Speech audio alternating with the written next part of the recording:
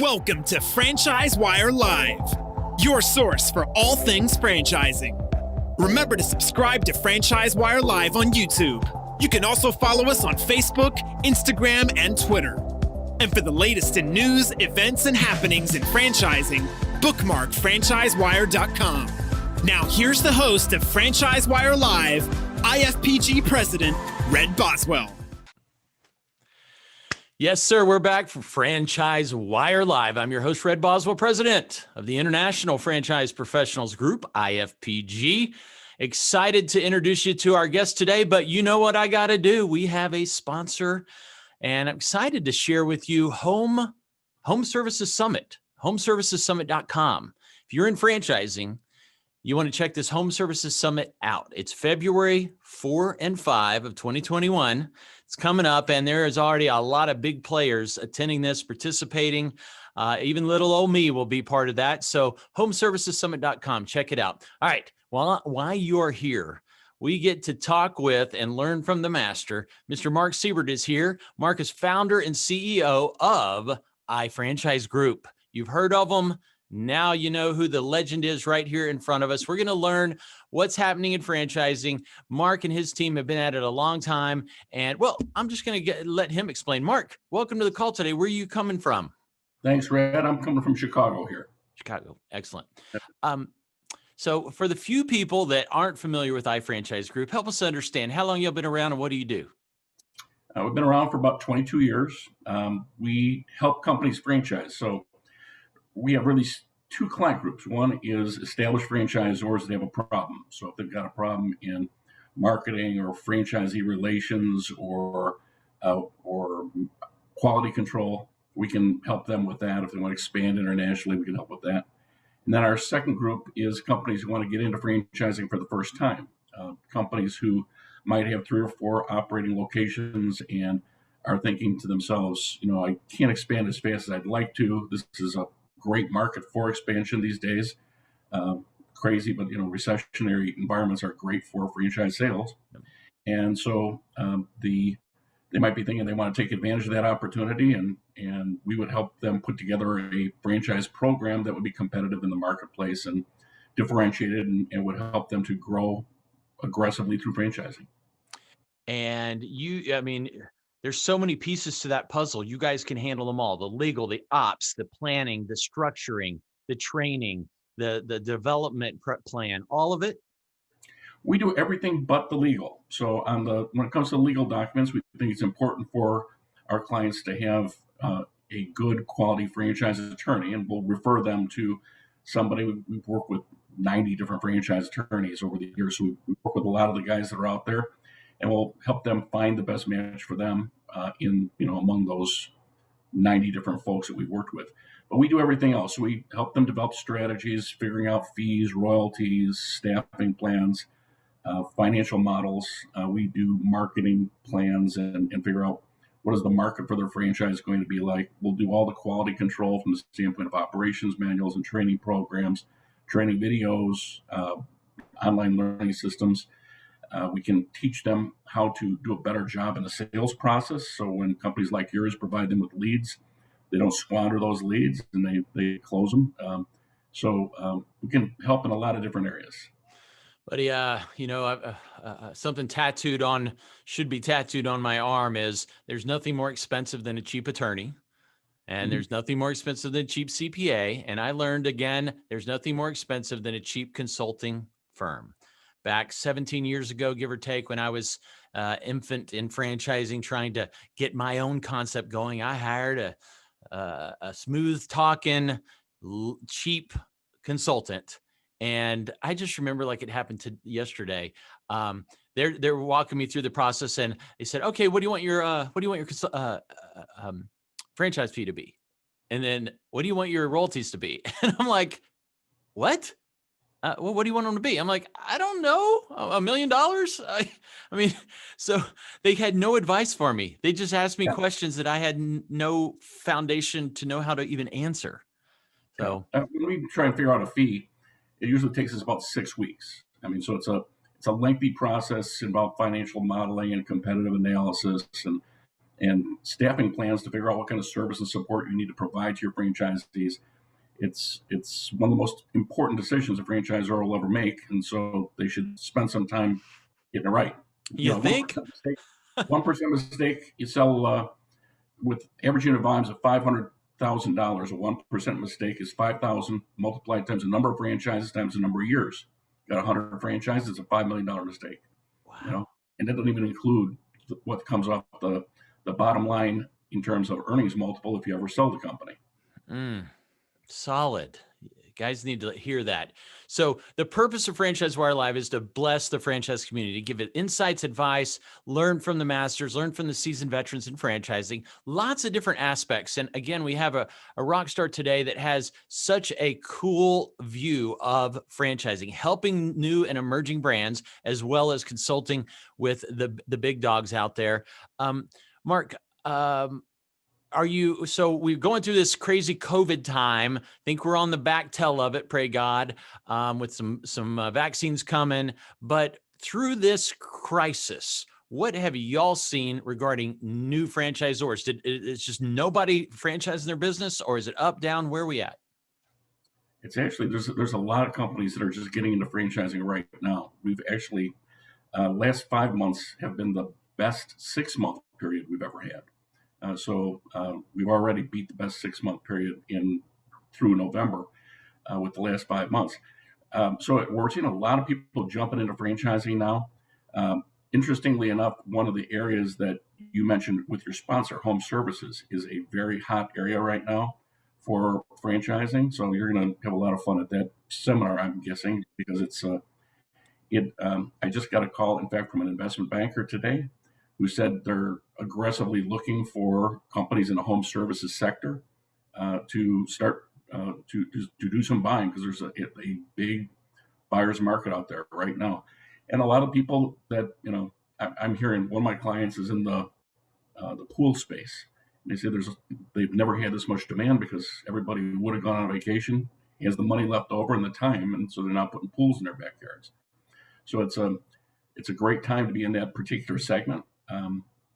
So your sponsor's right in the right place at the right time. But we're expecting to see a lot of growth in franchising next year. As I mentioned before, and it's really a terrible thing to say in some respects, because it's, a lot of people are going through a lot of pain when you see all this unemployment stuff.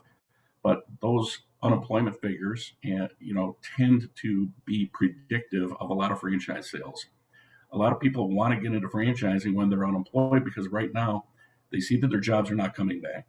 They understand that if they ever want to make the kind of money that they made before, they're going to have to get into business for themselves. And if they don't get into business for themselves, they're going to end up being a driver for Amazon. So a lot of these folks are now starting to look, and that's going to drive this whole franchise market. And unlike the recession in 2008, 2009, when credit was really frozen, back in those days, home values had gone down by about 42%. The stock market had gone down by about 45%. People had lost a lot of the equity that they would normally have to put into business. But we're showing another record on the market today. The home prices are up 3.4% for the year. And the financing vehicles are in place that they can help companies to get into, help people get into these franchises. And there's going to be a lot of, because of some of the things, some of the businesses that have gone away during this recession, there's going to be a need to fill those gaps, the people who weren't able to survive through those times. So I think that especially low-cost businesses to get into are going to do great in this marketplace.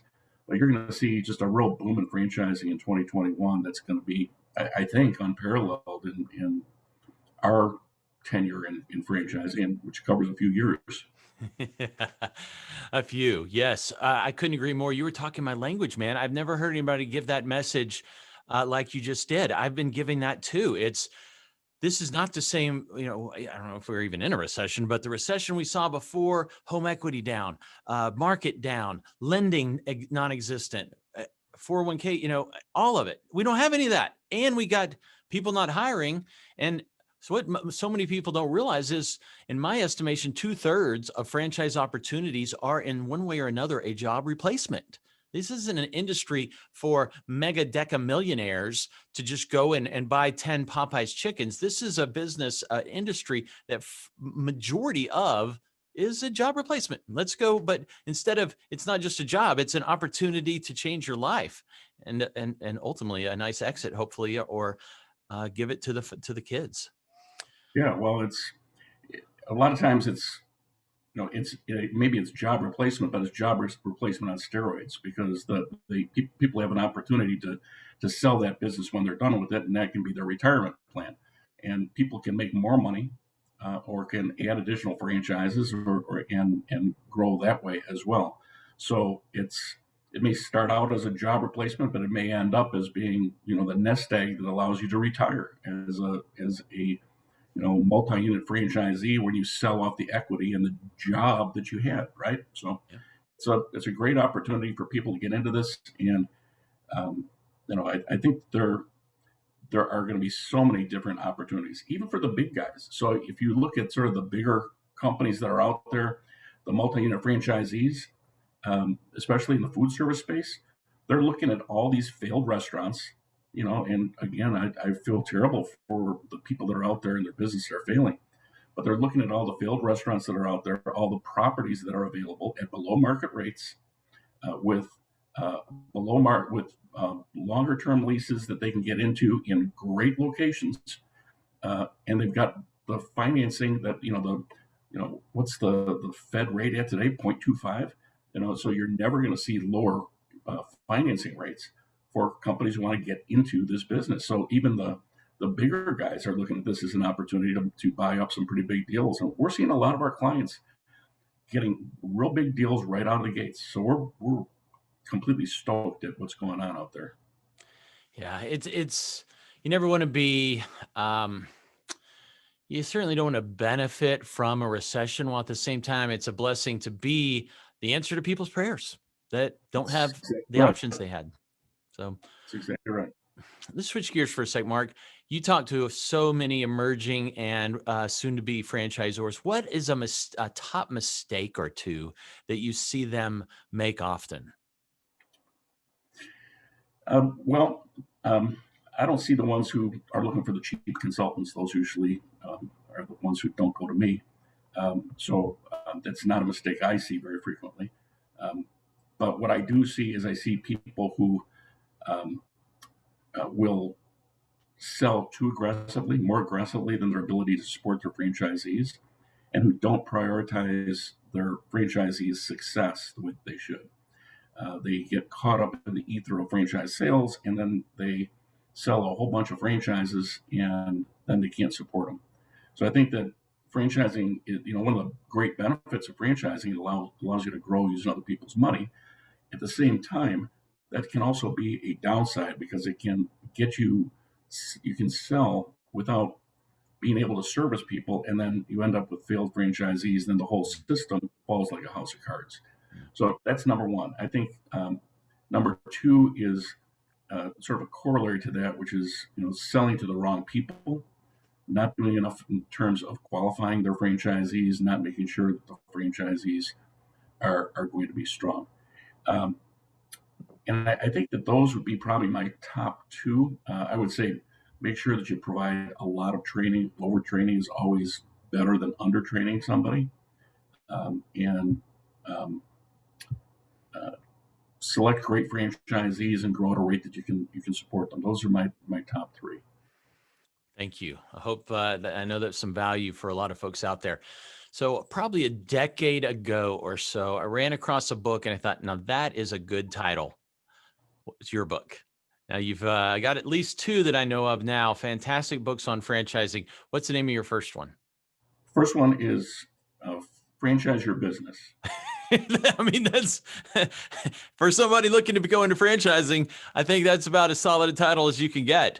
I hope so. And then the more recent. I don't remember. Franchise Factor, maybe. I don't know. Do you have two now? You would think I would know that, right? Is it two? I don't know. You may have a dozen. I've got my third one's due to be published in, I think, March. And I don't think we've finalized on the title on that one yet. Nice. But if we have, I've forgotten it. So. Well, it's the busiest month in 21, busiest quarter or two in 21 years. So you're forgiven. Wow. What? Yeah, I don't really pay much attention to them once I'm done writing them. So I guess I should probably look at them a little bit more. They're not a huge moneymaker for me, but yeah, but yeah, they're a man. That's on my bucket. What's that? I hope people benefit from if one of your viewers is really serious about franchising, I'm happy to give them a copy of the Franchise Your Business book, because it really, I think, will outline for them what the steps are, what the benefits are, what the alternatives are, and if they can go to our website, which is iFranchiseGroup.com, and they can grab a copy of the book.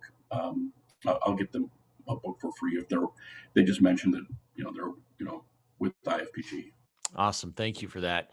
So iFranchise Group, you've got some, as I understand it, divisions or strategic partnerships. How have you expanded into the realm of franchising? I mean, I see Matt all the time. How are you related? Well, so Matthew Jonas with Top Bar Media is, I think who you're referring to. We own that company as well. There's a Matthew Jonas is one of the co-owners of the company. But that is a lead generation firm. They do public relations. They do SEO work. They do SEM. They do anything for franchise lead generation. They do a little bit of consumer work as well, but the real sweet spot for them is franchise lead generation. He told me, call me MJ. I've been calling him Matt for forever and a day, and he goes, just call me MJ. Where'd that come from? Well, he either likes Matt or he likes MJ, or Matthew or MJ. He doesn't like Matt. For some reason. Hey, I'll tell you a secret. My real name's Matt.